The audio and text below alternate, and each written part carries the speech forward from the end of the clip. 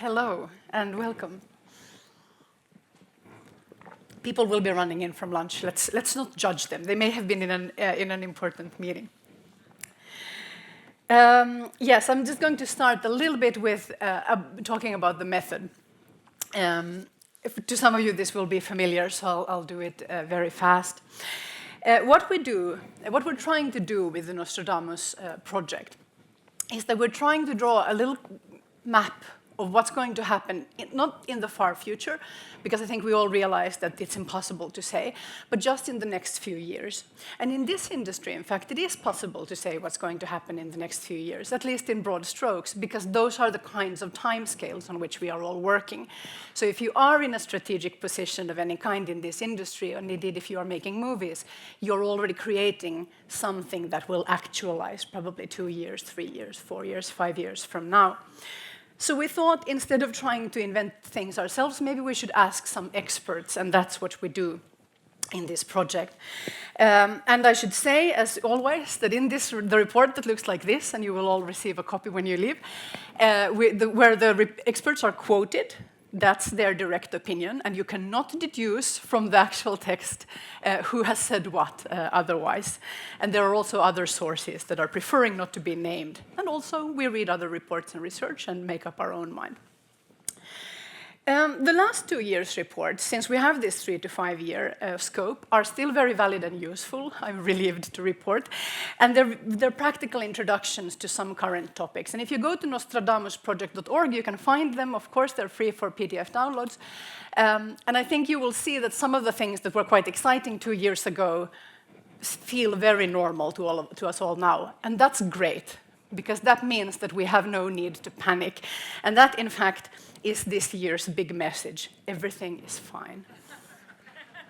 And in fact, I was pretty worried at the beginning of this year when I was putting it together. Are there no big upheavals to report? No. Because we don't know what's happening with the European single digital market yet. That's potentially a big thing, but we don't know where that's going, so I can't decide. And otherwise, there were only 2 big surprises. You're going to get to know them during the next 40 minutes. But what I realized is that I had it backwards. No surprises is a good thing. Because what we see now, very clearly, is that some of these tendencies and clues from the last few years are turning into clear trends. And if we squint our eyes a little, we can sort of see the outline of what's coming, the shape of the new market, or at least of the next market.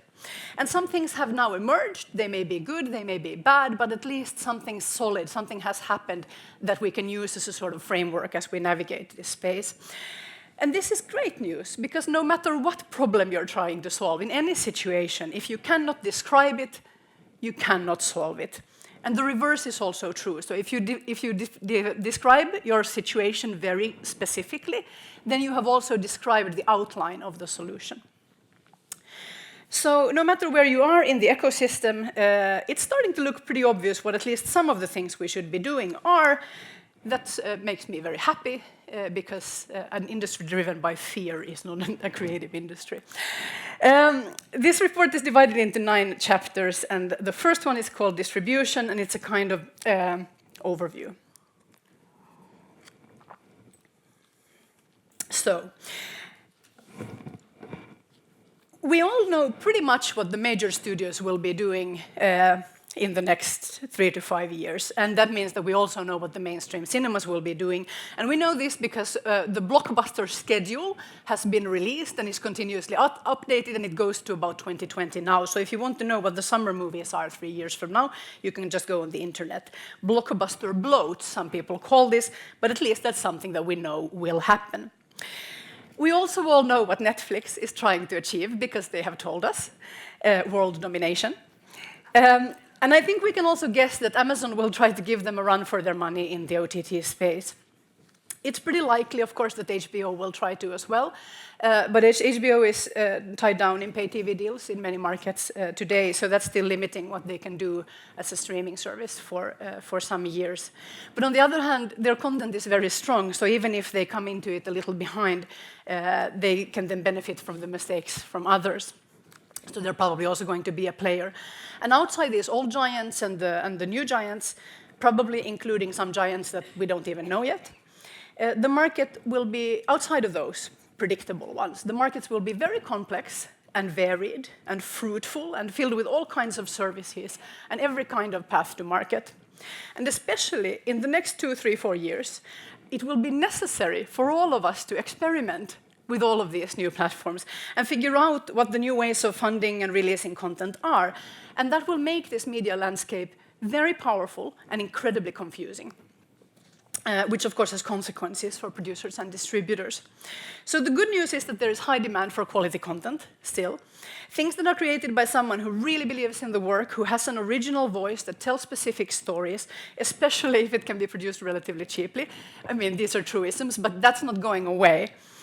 The bad news is that we are making such enormous amounts of content, and whether or not you believe in the drama bubble, you can read a little about this in the report, the competition is fierce. So if you're making so-so average local copies of internationally successful things, that probably won't work because the originals will be so easily available.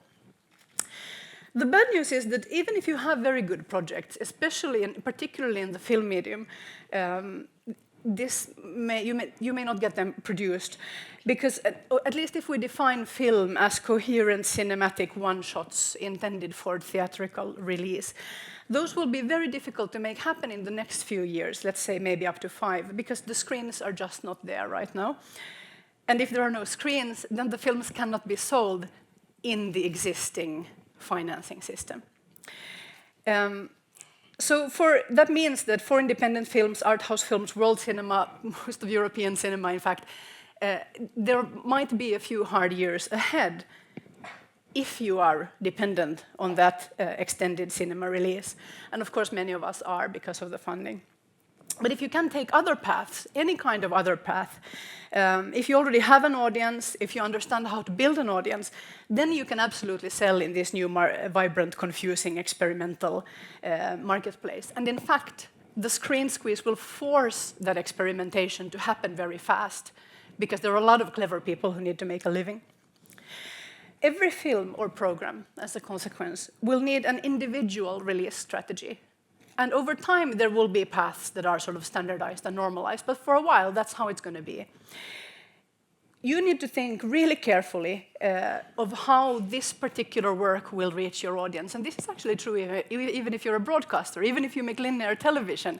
You need to think about how this particular content that you want to air at some specific time, how that is going to connect with the audience. Who are your audience? Where are they? Sales, distribution, and marketing will always walk hand in hand, and they will happen very early.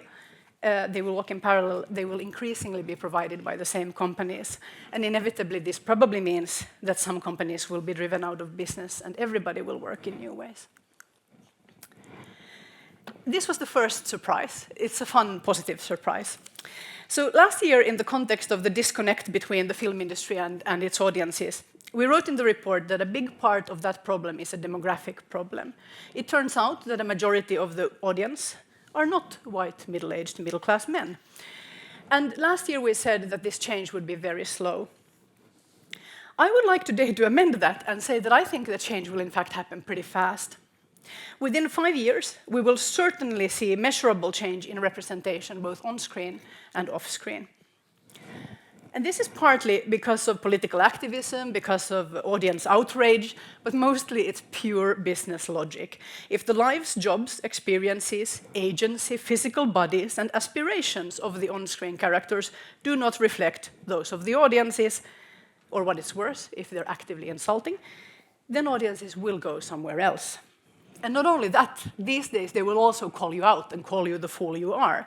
And of course today we know that one of the strongest influences on on content selection in general, what movies people see, what television people watch, are recommendations from friends. So nobody can afford to gamble with this.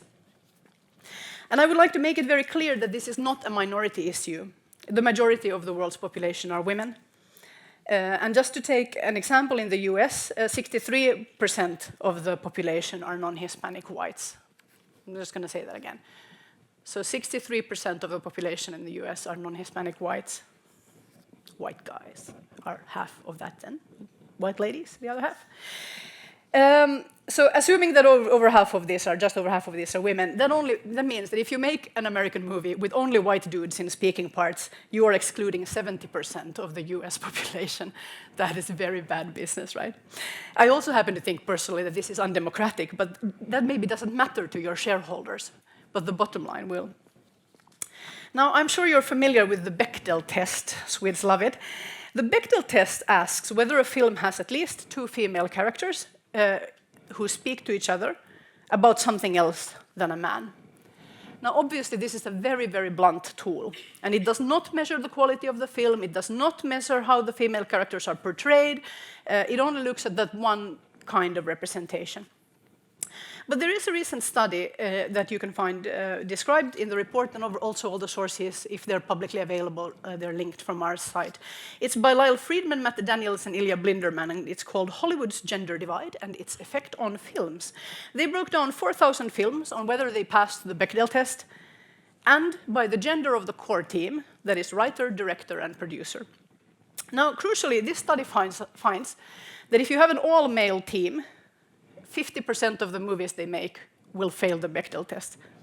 If you add just one woman in one of those 3 roles, that lowers the failure rate to 1/3. The Center for the Study of Women in Television and Film at San Diego State University has found that women in executive roles are likelier than men to hire women in other production roles. So if you take the films that are directed by men, these are US statistics, only 8% of these movies are written by women. But if the film has a female director, female writers are suddenly 52%. On films directed by men, 15% of editors are female. On films directed by women, 35% of editors are women, and so on. And let's just assume that film isn't edited with genitals, so there's something happening here that is of a structural nature. This isn't about bad people, this is about structures, right? So this means that the underrepresentation is systemic. But it also means that small changes can have cascading effects in the positive direction as well. And we can also assume, at least it's very likely, that similar correlations are also true for minorities. And this is great news, since it appears that we have reached a tipping point. 2 weeks ago, the Academy of Motion Picture Arts and Sciences was forced to act on the diversity of its own membership. And also in the United States, the Federal Equal Employment Opportunity Commission has started an investigation into Hollywood's hiring practices focusing on directors. And this means that theoretically it could lead to a class action lawsuit against the entire Hollywood film industry on grounds of systemic discrimination. This is very unlikely to happen, but just the threat of it will drive change. And also, as we know, festival juries, lineups, schools, I mean, we look at on every level of the industry, these same questions are being asked. People are counting heads and saying, hey, what's going on here? And there is a shift in norm. I mean, every day now, if you read the industry papers, you see there's a new initiative in some country, but sometimes it's, somebody starting a new fund for diversity, or somebody is, on another day, Canada is connecting all of its public arts funding to diversity goals, for instance. And there are so many things happening that even if some of them are failures, those systemic effects are likely to be visible and measurable within 5 years. And I think most importantly, the reason we know this to be true is that the big money franchises are already there. They've done the math on this. And I think I don't know if you noticed that the latest Star Wars movie starred a young white woman and a black guy. This is also important for the film industry for a completely different reason, which has to do with talent. So if it seems like it's impossible to break into movies, why would you want to become a filmmaker at this time in history when there are wider opportunities in television, in games, and in new media like virtual reality? Yeah, so on these types of stages a few years ago, we spoke so much on the topic of what happens after television. And sometimes people said, well, if we have all of these services and people get to pick which services they have, and then they pay for those, isn't that just going to be like television? And the answer is yes, that's exactly what has happened. We have now recreated the television ecosystem. The technologies are different, but the structures are very similar. So what we can say is that 5 years from now, consumers will be very used to constructing their own channel packages. We're going to need some new words, but let's just call it that for now. From a combination of television and internet-delivered content of all types. And many people will be using sort of smart TVs for this. Young people will probably just be streaming off their devices. And it's imperative to know that everybody who's younger than me will probably not even understand this distinction between real television and other types of content. If this is incomprehensible to the audience, we cannot organize on those principles. We can't sell on those principles because they won't know what's what. They won't understand what we're talking about. There is also, you've seen some headlines maybe this year that the decline in linear has stopped. I don't believe that to be true. The minutes, I mean, yes, the sort of decline in minutes viewed has stopped, but it's also clear that streaming is growing in all groups, and of course, especially the young. But the technology is also getting easier, so old people are also streaming increasingly. And to use Sweden as an example, according to a very recent study that was done for Google by TNS SIFO, streaming makes up for 25% of all viewing time in Sweden right now. Among the 15 to 21-year-olds, that's 51% of all viewing is streaming. An impressive 55% of Swedes use a streaming service daily. And then this was interesting, light TV users. This is a category of people who watch television less than 3 hours a week. These already make up 33% of the population. Now that doesn't mean that they don't watch television-type content. They just don't watch it on the television-type platforms. It bears mentioning that one driving factor here, or one behavior that walks hand in hand with this, is illegal streaming. And it seems that the illegal streaming sites, which have grown explosively in Sweden and Norway, particularly in Sweden, over the last year and a half, are also actually training people in this streaming behavior. It's very easy to try when it's free. And of course, the correlations are very difficult to document for all kinds of reasons, but you can read more about that on our website. Now, does this mean that the traditional TV companies are dead? No, of course not. There's absolutely no reason why they can't thrive in this landscape, assuming that they can exist online, pay for the online rights for their window, and they have to take interface design very, very seriously. Netflix is easy to use, YouTube is easy to use, and if every other service is not easy to use, the strength of the brand ultimately won't help, as I think the disappointing development of HBO originally, for instance, in this country demonstrates that even if you have the content, if the service if the interface isn't there, if it isn't easy to use, people won't commit to it. I would also remind you that streaming is a technology and an audience behavior. It's not a business model. So what I'm talking about here is really how the content is delivered, not how it's paid for. Subscription models are a real worry for this industry. You can read more about that in the report, but they can be constructed in very different ways. And one thing that we talked about on the stage here last year is that transactional, it doesn't look very promising, that transactional purchases, that's renting and buying digitally, that would become financially, that would really take off. I think we're going to revise that now and say, in fact, it looks pretty promising. Everybody is cautiously pleased with their numbers. That doesn't mean that it's going to cover for the DVD, for the loss in DVD revenue, but there is some real money in transactional. Yeah. So let's just say a few words very briefly about Netflix and Amazon and whoever comes next. They show up at our festivals with great-looking projects that I can't wait to see, and then they buy everything that moves. How should we approach it? How should we think about this? I think Julie Bergeron, who we'll meet in a little while, she put it very well. We have always had US majors. And maybe that's the most constructive way to approach this. Netflix can seem pretty scary, but in sheer scope and mind control possibilities and resources and place in the marketplace, I would still put them as significantly less terrifying than Disney, Viacom, Sony, Time Warner, and so on. These new services are clearly here. And whether you like it or not, that's just what we're going to have to work with now. So let's say we just have some new majors. Now this of course also opens possibilities.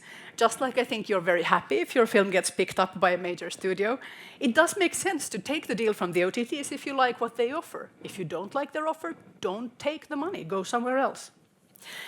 And actually, if Netflix wants to do some of the heavy lifting when it comes to teaching audiences to watch subtitled shows about people from surprising places on Earth, that is great. That is helping everybody. Because ultimately, there is not one of these services that could fulfill all the needs of all the target groups in all the markets in the world. That is a mathematical impossibility. They cannot own all good ideas.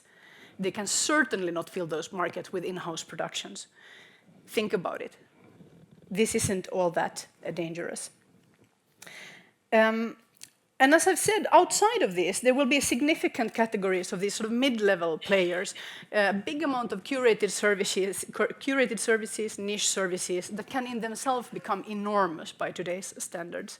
And I think we can think of our local broadcasters as a kind of big niche or curated service provider too.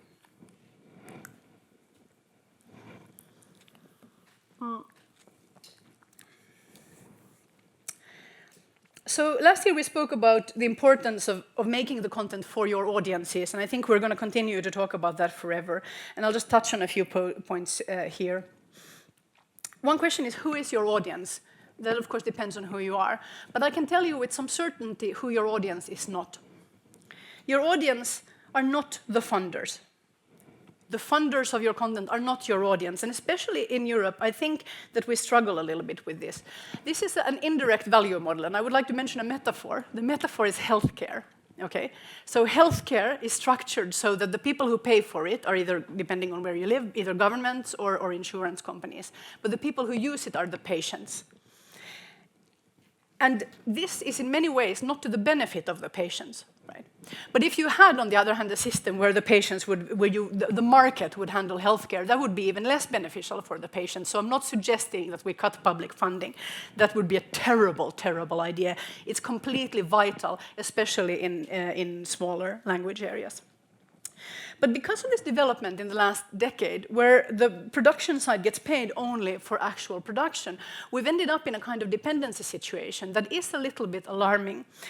The first thing is that, of course, we know that we have to work. So once the funding is there, whether or not you're ready, you're going to go, right? We all know this. We pretend that that's not how it works, but that's where it is. And the second thing is that I think that there is a kind of a subconscious bias. In the public sector, they've looked, with new public management and these kinds of things. They've found that it's interesting. Whatever you measure somebody on, that's what they're going to produce. So, and I think that's also true here. If we measure success or if we measure something on how many people it reaches, you're going to try to make a specific kind of broad appeal content.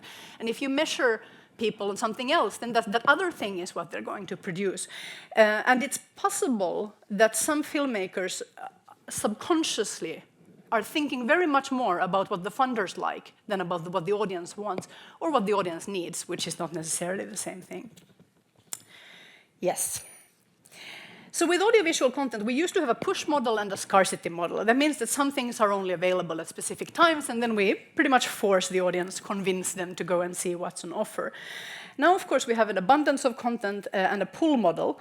So instead of releasing something to the market and making the audience come to you, you basically just need to have a really clear audience in mind and then bring it to them. We're going to talk a little bit more about this later. And in this abundance market, the most important question, of course, is why should I invest the time and money in this product? When there's so much here, and I know so much of it is great, why would I take a chance on something that's unknown to me? So another way of thinking about this is that you have to build some kind of trust, right? And I think there are basically 4 ways of doing that. One is that you convince the audience with your work. You expose them to trailers and posters and things like this, and they say, that looks great, I have to see that. But that's terribly expensive, as we know, even with targeted marketing. I think that still has a big cost, because you have to be so convincing, considering what everything you are competing against. The other thing is that maybe you already have a relationship to an audience. You have fans, for instance, or people who admire your work. That's an existing relationship that can be leveraged into trust. That's great. or you can build a relationship with your audience. And I think increasingly more of us, we're going to have to build this into the making of the work, that we somehow construct an audience around it, around the work, with the work. Again, we're going to talk a little bit about this later on today, because this is the thing that I find personally most terrifying. I'm from Finland. I don't want to speak to anybody. You know, like, I certainly don't want to go out and talk to strangers about my project that isn't even finished yet. But that's, unfortunately, in this market, that's what you have to do. But there is a fourth option. And of course, that means that if somebody else has an existing relationship to your audience, then you can leverage the trust that they have, that relationship, and cooperate with them. So this means that collaborations with trusted brands, with curators, existing communities will be increasingly central. You can go find a community of people and make the content for them. And this means that film festivals are incredibly important because they, of course, combine these three things: trusted brands, curators, and existing communities, with the excitement of the live event, which is great. So film festivals will be strategically important in releasing many more films than today. I mean, the films are already showing at the festival, but the importance of that will be greater, and also for bigger titles. And similarly, we're going to see much more collaborations across platforms in different ways. Touring screenings, sponsored screenings, sometimes in incredibly surprising environments, celebrity endorsements, why not? Vertical consolidation, formalized networks in the independent cinema space. That means independent cinemas working together. Yeah. One thing is certain: nobody can afford to waste any attention.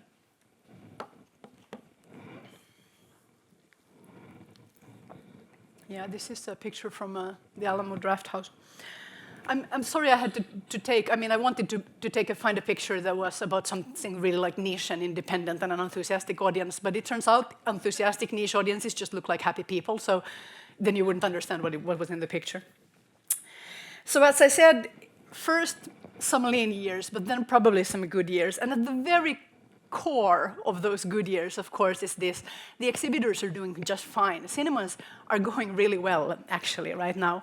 So mainstream cinemas and mainstream movies in mainstream cinemas are growing on fewer titles and on rising ticket prices.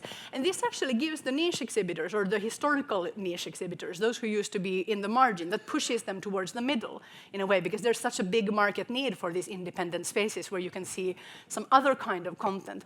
So we're moving towards a sort of renaissance of the art house cinema, and that's wonderful. And so much creative work, so many great experiments of very different kinds, everything from just like conversations between experts or I don't know, film students talking about the film you just saw on the stage. It could be something very small scale like that. It doesn't have to involve the talent. Sometimes it does. That's also great. To very different kinds of experiments where, for instance, you can use web services to bring a movie screening. You just sell the tickets. The audience gets to decide what to show from a catalog, and they sell the tickets, and then the screening magically appears at their local cinema. And by magically, I mean the very opposite of magic, just like pure market logic. And all of these innovative practices that are being tested out there will probably, of course, trickle back into the more commercial spaces. So I'm not naive about that. If that market grows, of course, the big contenders are going to go in there and be like, no, we show documentaries also, because clearly it has an audience, right? I actually think that it might be important also to mention that there is something here about what is the culture of going to the movies, what is the cinema-going culture, and whose job it is to create that. I mean, I think historically, movie theaters, exhibitors as an industry have been more core to that idea that you need much diversity in the marketplace, because they have supported this culture of going to the movies in the broadest sense. And that seems to have changed a little bit. There is more of a cultural divide between the sort of clearly commercial and clearly culture-driven spaces. And that means that there is a little bit of a sort of, I mean, the power has unfortunately shifted away from those with a lot of resources. And maybe one very good way to use public funding is to see whether we can support movie-going and theater-going, right, or going to the movie theaters in some other ways. Can we bring back school cinema, for instance? How can we bring in more funding for local festivals? These kinds of things to just get people in the habit of going into the theater. Yes. There's one side effect that I'm worried about is that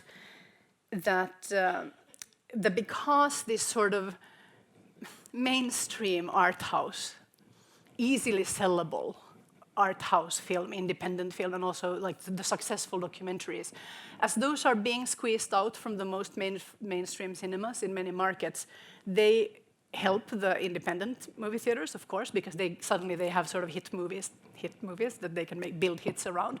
But that means that the very marginal content gets squeezed out further into the margins. And there, I think we're clearly going to see some kind of punk distribution culture. So a lot of those extreme experiments in screening in weird places and odd collaborations and like doing ninja midnight screenings on the town with, I don't know, I'm just making this up as I go along. But we're going to see some completely different things happening outside because of this screen squeeze. And actually that's probably, again, a good thing, as long as the industry pays close attention and just hires all the brightest people from that community to make money for us all and to build audiences for us all. I think a really useful thought experiment is this. What would we do? How would we release a movie if cinemas had never existed? What is a premiere if you can't go to a physical movie theater and show it? Because the thing is, it's very clear that most movies will not have cinematic releases. So how do we release them? And one place to start looking, we suggest in this report, is to look at the digital games industry, which of course has no cinemas, and they manage to be a much larger industry than we are, all the same. And community building, again, targeted advertising, and taking the customer relationship very seriously is at the core of how that industry reaches out to its audience. Second surprise. Yeah, who knew? I mean, well, we kind of knew. We did tell you last year. But it turned out to be true, and it turned out to be true even faster than we thought. Virtual reality is happening really, really fast now. The Vroovies, that was funny. That was a 1990 Roger Ebert term from 1992. That's not going to catch on. I just thought it was funny, so I put it in the title. There's a lot of investment into virtual reality. We sent out interview quotes to our interviewees, and then between doing the interview and approving the quotes, everybody had gone to Sundance, so everybody needed to add some more information into their quotes, because now that you go to Sundance, you see a lot of VR movies, and it's very exciting. So there's a lot of talent drawn to this space, and there's a lot of funding drawn to this space, and the hardware is coming out, and the sort of viewing equipment is coming out to ordinary viewers this year. We're going to start to see this in the homes in a wider sense. So are we going to have a huge virtual reality movie community? Yes, no, probably not. No, not the way we think of films. Just to boil a complex issue down very, very simply, this is not a great medium for telling linear stories of the kind that we are all in the business of telling. But it is very cinematic. It is incredibly visual. So there's going to be some new kind of storytelling with these screens that operates slightly differently. And you can boil it down to a few points. One is that you can't really guide focus. When you're inside this, of course, the viewer can look in which direction they want. So if you want them to see the interesting thing that's happening right here, you can't actually control it because you can't force where their sight line is. You can't really edit inside of a scene either once the time is what it is. And the viewer, the 360-degree camera, places the audience person inside the scene. So am I then diegetic? Am I present in the story? Yes, some of these experiences make you diegetically present in the narrative. That's very interesting, but it does create some problems, especially as the interactions are very limited with the current technology. Or perhaps you are not inside the story, which is just as confusing because all of these things are happening around me and I'm some kind of ghost. And that's also confusing to the kind of storytelling that we're used to, right? But make no mistake, these problems will be solved and such interesting things will happen right here in the next few years. And since this technology is going to spread into homes for gaming purposes, I think, this is just a guess, but I think in my home, if we have screens like this, which is like a personal IMAX theater, clearly we will also use it for viewing traditional type films on that kind of a screen. Yeah. How many of you use ad blockers? I can't actually see, so you have to look around on each other. A fair amount. You're not representative. I think it's a little bit too few. This was one of the big things that happened in 2015. Online media of every kind started seriously worrying about the increasing number of consumers installing ad blockers. So this is a little thing that you put into your browser. It takes a minute or less, and then it makes the advertising not show up as you surf on the internet. And last summer, around 200 million people were using ad blockers, and then Apple enabled ad blocking apps in its new mobile operating system, so you could also use this on your phone, and it's called the Adblockalypse, if you want to Google it. And then it's grown radically since then. Now, newspapers and magazines have been the most vocal about, panicking the most vocally about this.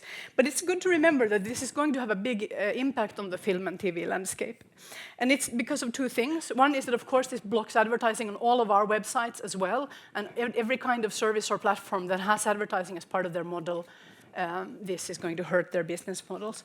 But it also means that now this whole thing where we're meant to do all of these individual targeted campaigns where we reach the audience where they are, which is on the internet, that won't work if people are blocking the ads. So this is an enormously important battle for this huge, for this part of the industry as well to pay attention to. Especially as linear TV shrinks, advertising, of course, is following the viewers. I mean, again, the minutes are impressive in linear television, but that's old people, and for some reason, we don't want to advertise to people who have money, so we want to advertise to young people, and those people are on the internet. And that means that the key battle of ad blocking will be about video. So this is a sort of arms race. So now, of course, you install your ad blocker, perhaps, and then the companies install other things that that come around the ad blocker so that they force you to watch the advertising anyway, and then the technology gets better, and so on forever. That's not a constructive way. That is not an outcome that anybody wants. So you have to think about why do people install these things. I think increasingly, the people are worried about privacy, data collection, and advertising slowing down their internet speeds, and also malware. And ad blockers help us deal with that as consumers. However, mostly we are suffering from advertising fatigue. And it was a very, very complex debate, and I'm summarizing it in the text, but let me just mention briefly that the industry went out on purpose to create ads that were frustrating and annoying, and it turns out that that wasn't actually a good idea. So audiences don't actually like that. But also that when you tell your customers that they are thieves, they're not going to like you very much, even when you happen to be right, which in this case you sometimes are and are sometimes not. And some media are installing paywalls, so if they see that you're using an ad blocker, then you have to pay to access the content.